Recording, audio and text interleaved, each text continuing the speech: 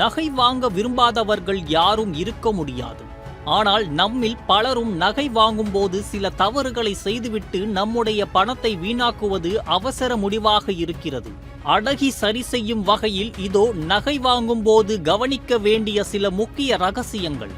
இந்த விஷயங்களை புரிந்து கொண்டால் நீங்கள் அதிக பணம் செலவிடாமல் நகை வாங்க முடியும்.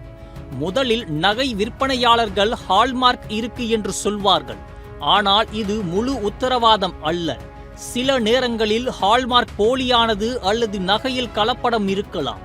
ஆகவே நகை வாங்கும் போது BIS லோகோ மற்றும் 6 இலக்கு ஹால்மார்க் எண்ணை சரிபார்க்க வேண்டும். பழைய நகையை மாற்றும் போது நகை விற்பனையாளர்கள் அதன் விலையை குறைக்க முடியும். ஏனென்றால் மேக்கிங் சார்ஜ், சேதம், பாலிஷிங் என்ற பெயரில் சில சந்தாக்களை குறைக்கின்றனர்.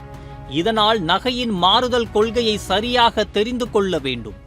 மேலும் நகை விற்பனையாளர்கள் மேக்கிங் சார்ஜ் என்ற பெயரில் லாபம் சம்பாதிக்கிறார்கள். இதனால் வாங்குவதற்கு முன் மேக்கிங் சார்ஜ் நிலையானதா அல்லது எடைக்கு ஏற்ப மாறுபடுமா என்பதை கண்டறிய வேண்டும்.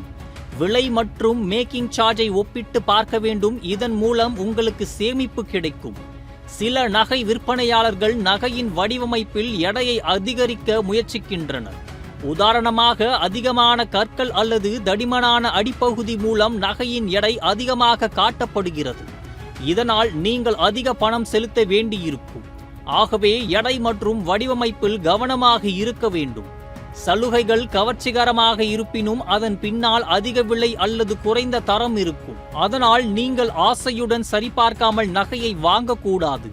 அனைத்து விஷயங்களையும் நன்றாக புரிந்து கொண்டு நகையை வாங்கினால் உங்கள் பணம் சேமிக்கப்படுகின்றது. இதன் மூலம் நீங்கள் நகை வாங்கும் போது இப்படி சில தவறுகளை தவிர்த்து சிறந்த முறையில் வாங்க முடியும்.